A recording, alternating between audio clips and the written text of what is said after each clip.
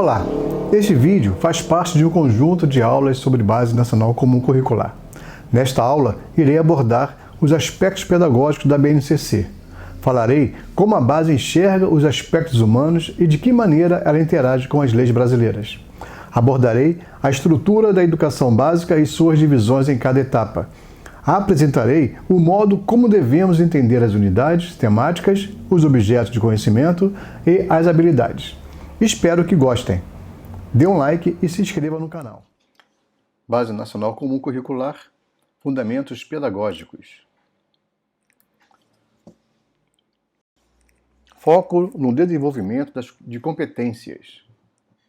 A Base Nacional Comum Curricular indica que as decisões pedagógicas devem estar orientadas para o desenvolvimento de competências, por meio da indicação clara do que os alunos devem saber, considerando a constituição de conhecimentos, habilidades, atitudes e valores, e, sobretudo, do que devem saber fazer, considerando a mobilização desses conhecimentos, habilidades, atitudes e valores para resolver demandas complexas da vida cotidiana, do pleno exercício da cidadania e do mundo do trabalho.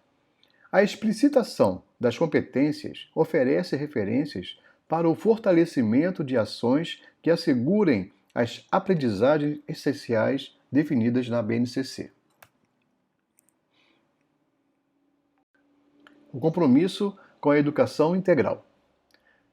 Independentemente da duração da jornada escolar, o conceito de educação integral com o qual a BNCC está comprometida se refere à construção intencional de processos educativos que promovam aprendizagens sintonizadas com as necessidades, as possibilidades e os interesses dos estudantes, e também com os desafios da sociedade contemporânea.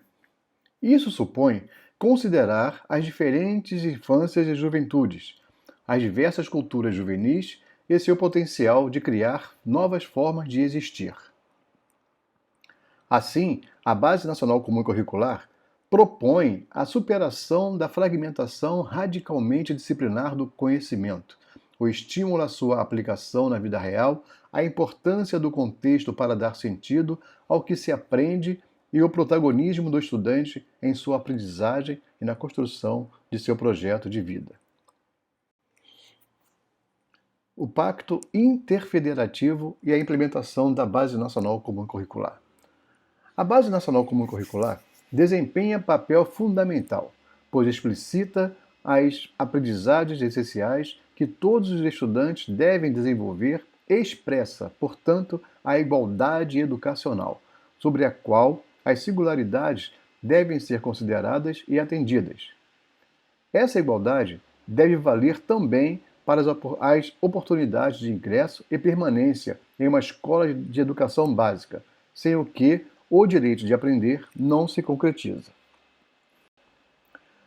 Para tentar eliminar um quadro de desigualdade, as decisões curriculares e didático-pedagógicas das Secretarias de Educação, o planejamento do trabalho anual das instituições escolares e as rotinas e os eventos do cotidiano escolar devem levar em consideração as necessidades de superação dessas desigualdades. Para isso, os sistemas e redes de ensino e as instituições escolares devem se planejar com um claro foco na equidade que pressupõe reconhecer que as necessidades dos estudantes são diferentes.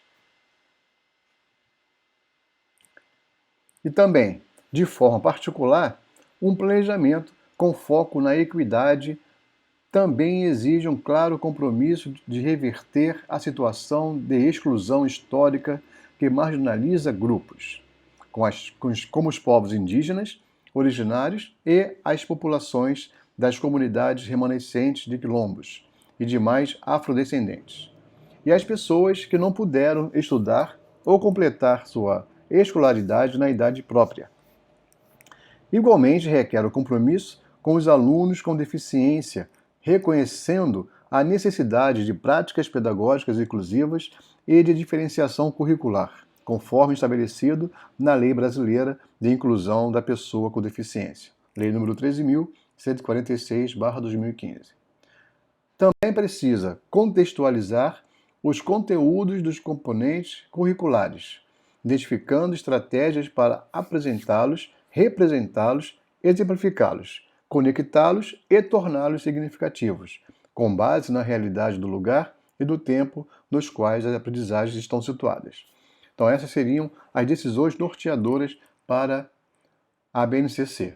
Além disso, deve também decidir sobre formas de organização interdisciplinar dos componentes curriculares e fortalecer a competência pedagógica das equipes escolares para adotar estratégias mais dinâmicas, interativas e colaborativas em relação à gestão do ensino e da aprendizagem.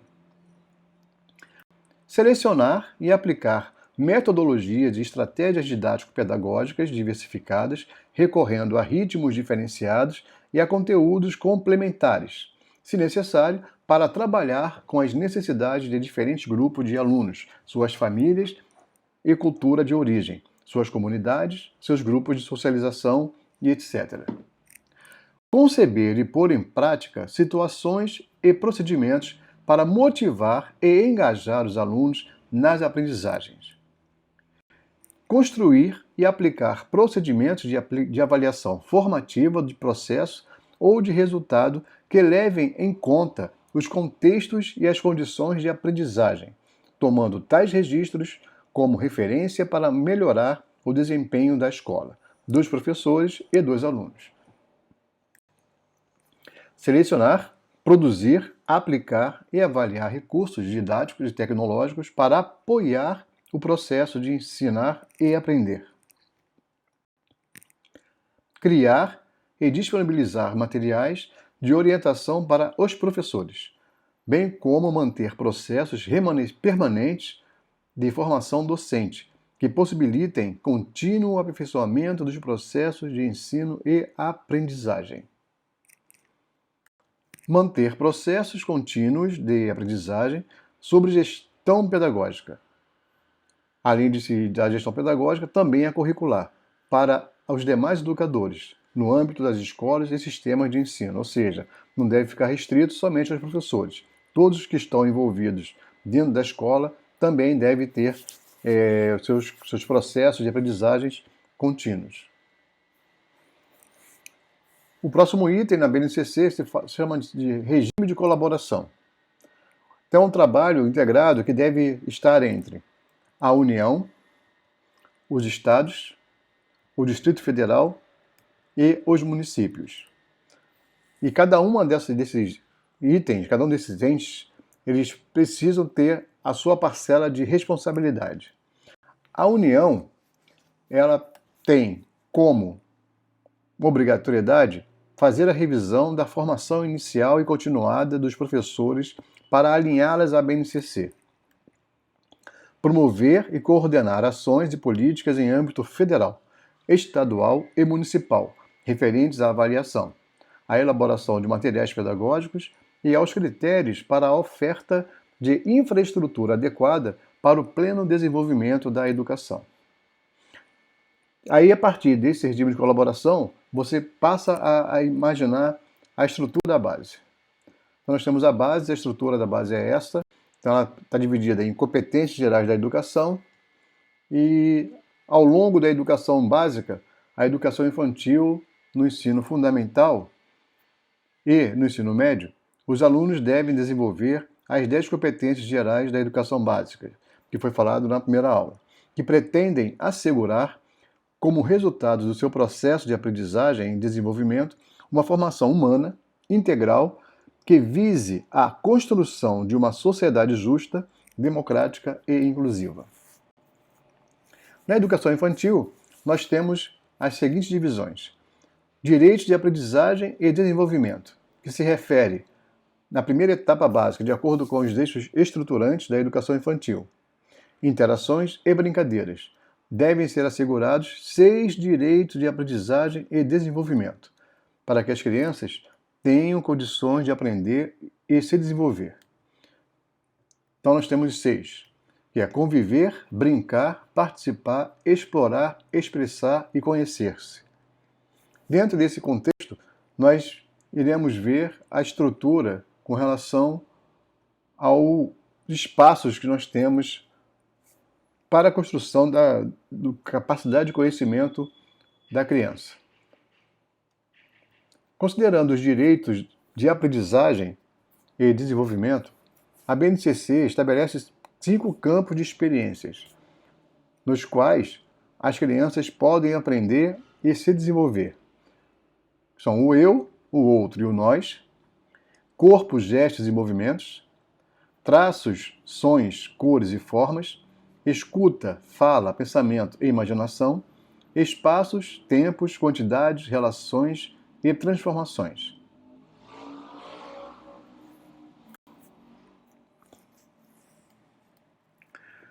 Os campos de experiências se relaciona aos objetos de aprendizagem e também à faixa etária de cada um. Então nós temos bebês de 0 a 1 ano e 6 meses, crianças bem pequenas de 1 ano a 7 meses, de 1 ano e 7 meses a 3 anos e 11 meses, e crianças pequenas de 4 anos a 5 anos e 11 meses. E dentro desse contexto, nós temos os objetivos de aprendizagem e desenvolvimento. Em cada campo de experiências são definidos objetivos de aprendizagem e desenvolvimento, que são organizados em 3 grupos por faixa etária. Então, já vimos antes ali, são os bebês, crianças bem pequenas, crianças pequenas. Então, repare no quadro que nós temos as 3 colunas e temos também, abaixo da definição da faixa etária, nós temos os códigos, e esses códigos se referem às habilidades. Então nós temos, por exemplo, para o campo de experiência, traços, sons, cores e formas. Para o bebê, nós temos a habilidade EI01TS01, que é explorar sons produzidos com o próprio corpo e com os objetos do ambiente. Crianças bem pequenas. Então nós temos aí a habilidade EI02TS01. Criar sons com materiais, objetos e instrumentos musicais para acompanhar diversos ritmos de música. E o terceiro item, terceira habilidade para crianças pequenas, que seria EI03TS01, utilizar sons produzidos por materiais, objetos e instrumentos musicais durante brincadeiras de faz de conta, encenações, criações musicais, festas. Então, repara que há um aprofundamento com relação a cada habilidade. Então, nós temos os códigos e temos habilidades. Precisamos, então, entender como esses códigos são definidos. Vou pegar aqui um exemplo desse código, EI02TS01, e vamos explicar o que significa cada um desses elementos. Esse primeiro par de letras significa a etapa da educação infantil. Então é aí, educação infantil. O segundo par de letras, na verdade, o primeiro par de números, indica o grupo por faixa etária. Então, 01, bebês, 02, crianças bem pequenas, e 03, crianças pequenas. O segundo par de letras indica o campo de experiências. EO, o eu, o outro e o nós. CG, corpos, gestos e movimentos. TS, traços, sons, cores e formas. EF, escuta, fala, pensamento e imaginação. E o último, ET, significa espaços, tempos, quantidades, relações e transformações.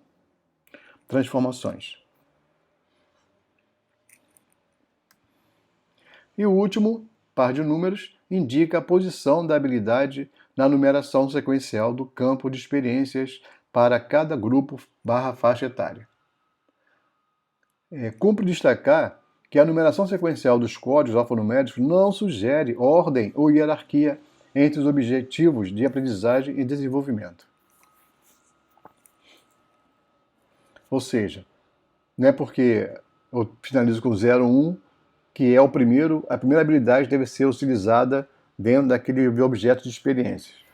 Não é isso, a posição não estabelece uma relação direta com o número.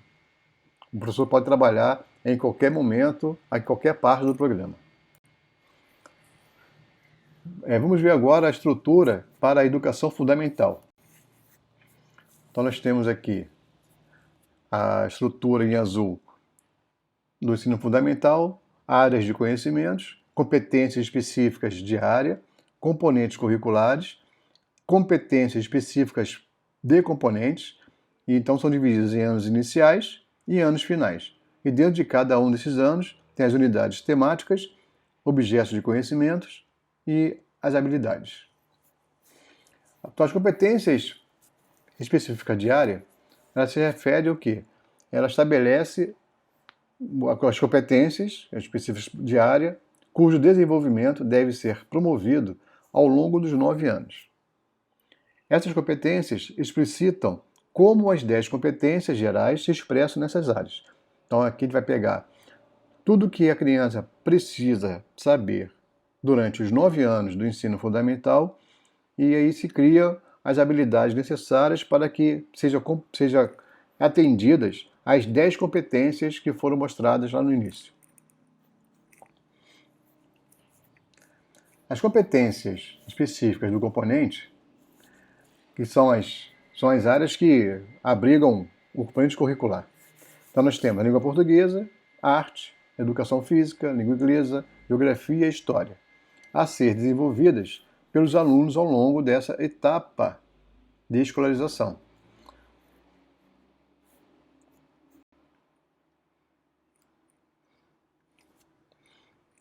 As competências específicas possibilitam a articulação horizontal entre as áreas, perpassando todos os componentes curriculares, e também a articulação vertical, ou seja, a progressão entre o ensino fundamental anos iniciais e o ensino fundamental anos finais, e a continuidade das experiências dos alunos considerando suas especificidades.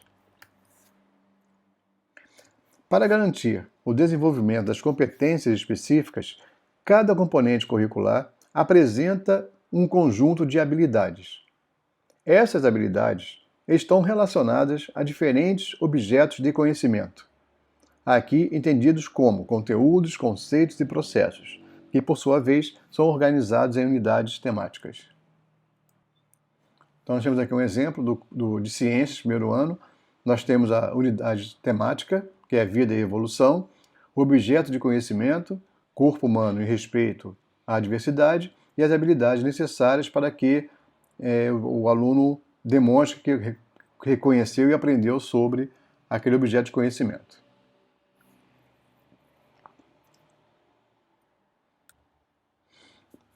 As habilidades expressam as aprendizagens essenciais que devem ser asseguradas aos alunos nos diferentes contextos escolares. Para tanto, elas são descritas de acordo com uma determinada estrutura. Então nós vamos retomar a explicação das habilidades do item anterior, que é a educação infantil, e vamos trabalhar exatamente o que é uma habilidade. Então nós vamos pegar como exemplo EF 06 HI 14, ou seja, educação fundamental. 06 significa que eu estou no 6º ano, HI significa que eu estou em História, e 14 significa que eu estou no item 14 desta unidade temática. Então, o que é esta habilidade? O que propõe? Diferenciar. É o verbo que sempre inicia uma habilidade. Neste caso, diferenciar é o verbo que vai explicitar o processo cognitivo que está envolvido na habilidade. Então, no nosso caso, diferenciar. E em seguida nós temos os complementos: escravidão, servidão e trabalho livre. Então começa assim a nossa habilidade: diferenciar escravidão, servidão e trabalho livre. Então o complemento, ele complementa o processo cognitivo, ou seja, ele vai aprofundar os objetos de conhecimento, que vai mobilizar o que é preciso ter para chegar à minha habilidade. E por fim, eu tenho os modificadores, que vai definir a localização daquele complemento. Então, no nosso caso aqui, no mundo antigo. Então, os modificadores, eles devem ser entendidos como a explicitação da situação ou condição em que a habilidade deve ser desenvolvida, considerando a faixa etária dos alunos.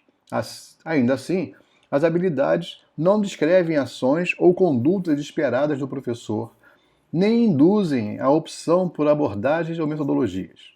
Essas escolhas estão no âmbito dos currículos e dos projetos pedagógicos, que, como já foi mencionado, devem ser adequados à realidade de cada sistema ou rede de ensino e a cada instituição escolar, considerando o contexto e as características dos seus alunos. Então, no nosso exemplo aqui, esse no mundo antigo está delimitando onde, em que região, qual é a capacidade, qual é o aprofundamento necessário para esta habilidade. Diferenciar escravidão, servidão e trabalho no mundo antigo.